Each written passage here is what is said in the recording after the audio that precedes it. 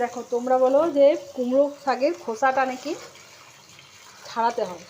আমি কিন্তু সত্যি কথা বলতে আমি অত একটা ধরে কুমড়ো শাক ঘষে ঘষে ছাড়াতে পারি না। হ্যাঁ, মা যেটা দেখিয়েছিল আমার শাশুড়ির কাছেই তো আমি সব শিখেছি। তো আজকে বানাবো কুমড়ো শাক, মসুর ডালের বড়া দিয়ে কুমড়ো শাকের তরকারি। যাই হোক, তো কুমড়ো শাকটা যদি আমরা এরকম ঘষে ঘষে বেশি নেই। দেখো কলটা একটু জোরে করতে হবে, মানে কলটা চালিয়ে যেতে বেটা, পাম্পটা চালিয়ে যেত। তো তাহলে ঘষে ঘষে যদি করি না, তাহলে কুমড়ো শাকটাকে আর ওই বটিতে বসে বসে 5 ঘন্টা ধরে করতে হবে না। হ্যাঁ, যাই হোক, ভালো করে কুমড়ো শাকটাকে ঘষে ঘষে পরিষ্কার করে নেবে। আমি একটা হাতে ক্যামেরাটা ধরে আছি, তো সেই জন্য দেখা, দুটো হাত দিয়ে ভালো করে ডলে কুমড়ো শাকটাকে ঘষে ঘষে পরিষ্কার করলে আর বটিতে ওই ফাঁস ছাড়ানোর দরকার হয় না। তবে হ্যাঁ, প্রথমে এই যে ডাটার আঁশগুলো আমি একটু তুলে নিয়েছি। যাই হোক,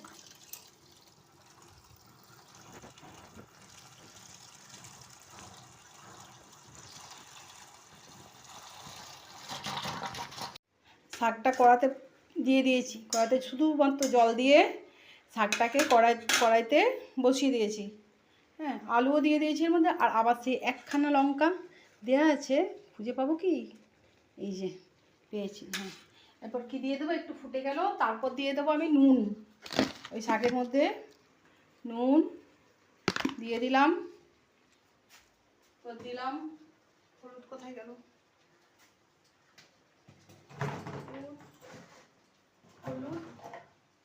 হলুদ দিলাম।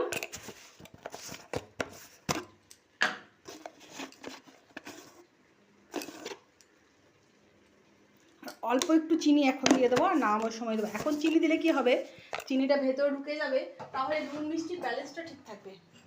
নুন মিষ্টির ব্যালেন্সটা ঠিক থাকলে জিনিসটা ভেতরে চিনি যতক্ষণ না ঢোকে ততক্ষণ ভালো লাগে না। হ্যাঁ, নুন চিনি ঝাল তিনটে যদি ঠিক থাকে, তরকারিটাও ঠিক থাকে। অল্প চিনি দিয়ে দেবো, পরে অল্প দেবো, যেহেতু আমরা চিনি খেতে সবাই পছন্দ করি। তারপর সেটা দিয়ে এটা এখন সেদ্ধ হোক শাকটা মোটামুটি। তারপর আর এদিকে আমি বাটিতে প্রায় 2 ঘন্টা, হ্যাঁ 2 ঘন্টা নয়, 1.5 ঘন্টা আগে যখন মেয়েকে স্কুলে দিয়ে এলাম, তখন ভিজিয়ে দিয়েছি মুসুরির ডাল। এই মুসুরির ডালটা ভিজিয়ে দিয়েছি। মুসুরির ডালটা মিক্সিতে বেটে নেবো। সেই ডাল বাটাটা আমি মিক্সিতে নিয়ে নিলাম। আর কি দিয়েছি, মিক্সিতে দিয়েছি কয়েক কুচি আদা আর একটা কাঁচা লঙ্কা।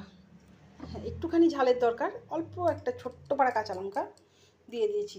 আর এই ডালটার মধ্যে আমি দিয়ে দেবো অল্প করে নুন, সামান্য অল্প করে নুন দিয়ে দেবো। ডালটার মধ্যে যেন নুনটা একটু থাকে। হালকা চিনি দিয়ে দেবো। তোমাদেরকে আগেই বলেছি যে আমার বাড়ির সবাই আমরা চিনি প্রিয়। যাই হোক, চিনি দিয়ে দিলাম। যেহেতু মুসুর ডাল তো ওটা তো বাড়বেই, সেই জন্য হালকা করে একটুখানি আমি জল দিয়ে দিলাম। তারপর ডালটাকে ধুয়ে নেবো মিক্সিতে। ডালটাকে আমি আজারে নিলাম, একটা জায়গার মধ্যে আজারে নিলাম। হ্যাঁ, আর যে মুসুর ডালটা যেটা লেগেছিল ইয়ের মধ্যে, তোমার মিক্সির বাটিটার মধ্যে, সেটাতে একটু জল দিয়ে ধুয়ে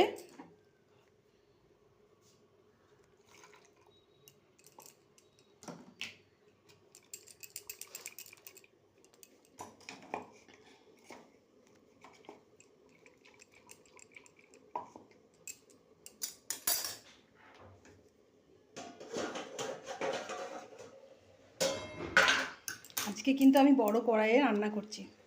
ধুয়ে কড়ার মধ্যে যেখানে শাকটা ফুটছে সেটার মধ্যে আমি দিয়ে দিলাম। শাকের সাথে উনিও ফুটে।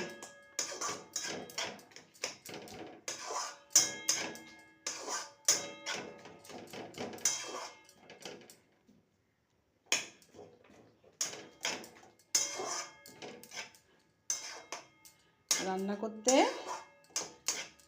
শুধু জিনিস সে দরকার হয় না, অনেক পরিশ্রমেরও দরকার হয় না, দরকার হয় না বলছি। হ্যাঁ, এবারে জলটা দিয়ে দিলাম ওর মধ্যে, মুসুর ডালের যে বাটি ধুয়ে যে জলটা ওটার মধ্যে দিয়ে দিলাম। এখনও আমাদের শাকটা সেদ্ধ হয়নি, এখনও শাকটা সেদ্ধ হতে কিছু সময় আমাদের বাকি আছে। তাহলে আরও একবার শাকটা আমরা ঢাকা দিয়ে দেবো। আলুগুলো দেখো, এখনও আলুগুলো না একটু হয়েছে, আরও একটু অল্প বাকি আছে। যাই হোক, হয়ে যাক, তারপর বন্ধ করে দিলাম। দেখো এরপর সেই সবজিটা একদমই হয়ে গেছে, জলটাও প্রায় মরে গেছে। এরপর আমি নামিয়ে দিলাম কড়া থেকে, আজারে দিলাম, যেটা আমরা বলি আজারে দিলাম। কড়াইটা বড় তো বেশি আসেনি, তাই আজকে ওই কড়াইটা আমি ইউজ করতে পারিনি। তো যাই হোক, কড়াইটা আমি পরিষ্কার করে নিই।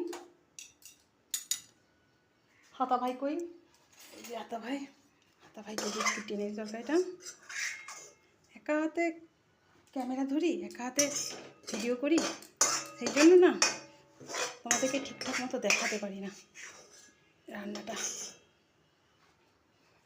যাই হোক, সে হলো। হ্যাঁ,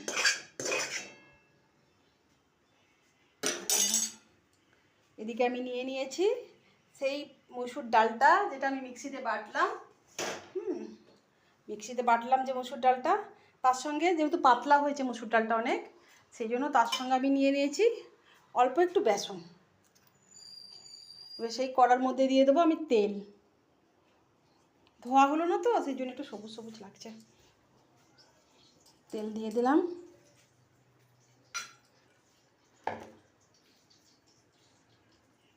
তেলটা যেই একটু গরম হয়ে এলো, সেই মসুর ডালের বড়াগুলো ছোট্ট ছোট্ট করে ছেড়ে দিলাম, একটু হালকা দেখো। হ্যাঁ, ওর মধ্যে বেসনটা গুলে ভালো করে ফেটে, যেহেতু ব্যাটারটা খুবই পাতলা হয়েছিল সেই জন্য একটু বেসন দিয়ে দিলাম, ছোট্ট ছোট্ট করে বেসনের বড়া বানিয়ে নিলাম, একদম ছোট্ট ছোট্ট করে। খেতে অপূর্ব হয় যেগুলো, না এর যদি তুমি একবার বানাও তুমি বারবার বানাবে। ছোট্ট ছোট্ট করে একটা বড়া বানিয়ে নিয়ে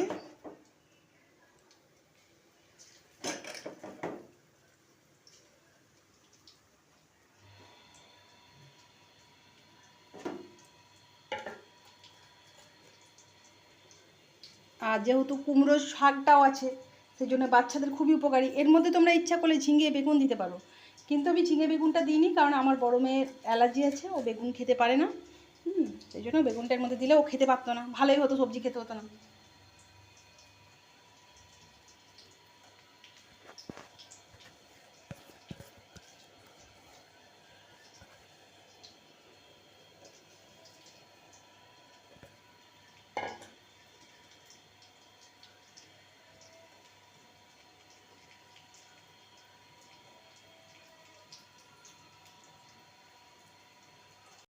সেই বড়া মোটামুটি হয়ে গেল।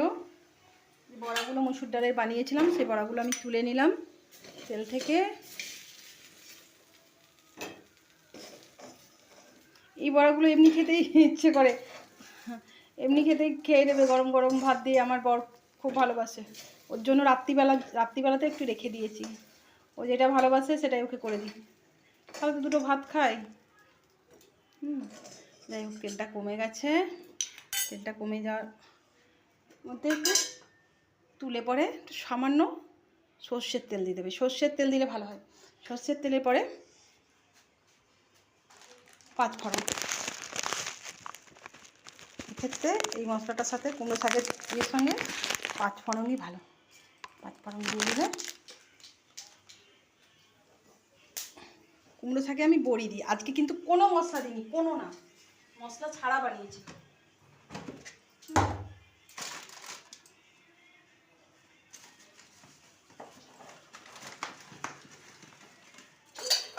তো কাঁচা লঙ্কা আগে দিয়েছি, যেহেতু গোটা কাঁচা লঙ্কা দিয়েছি। আমার তো জানো, আমার বাড়িতে কেউ খায় না ওরা।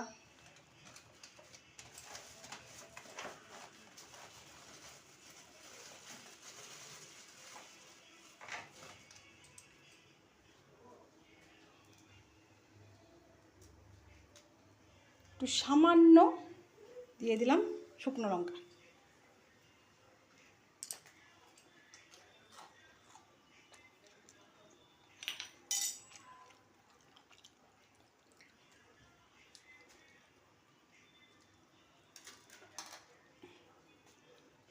এরপর যেই তেলটা চলে এলো, আমি খুবই অল্প তেল দিয়েছি। অল্প তেল মশলাতে রান্না করতে শরীরটাও ঠিক থাকবে আর জিনিসটাও ভালো হবে। এবারে দিয়ে দিলাম সেই শাকটা।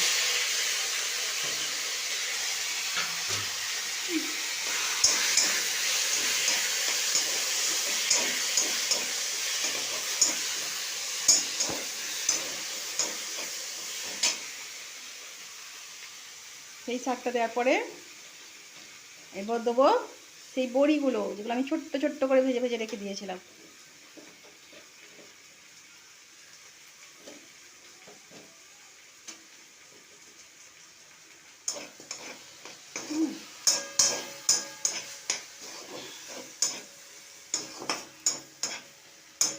তৈরি হয়ে গেল আমার কোনো রকম মশলা ছাড়াই কুমড়ো শাক।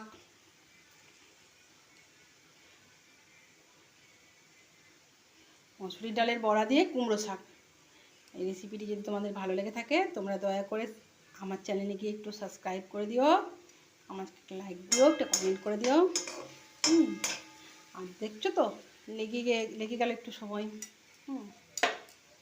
পরোটা ঢোকে নি না, যাই হোক এরকম করে বানিয়ে খাবে, দেখবে তোমাদের বারবার খেতে ইচ্ছা করবে এই জিনিস, আর বাচ্চারাও খেয়ে নেবে চটপট।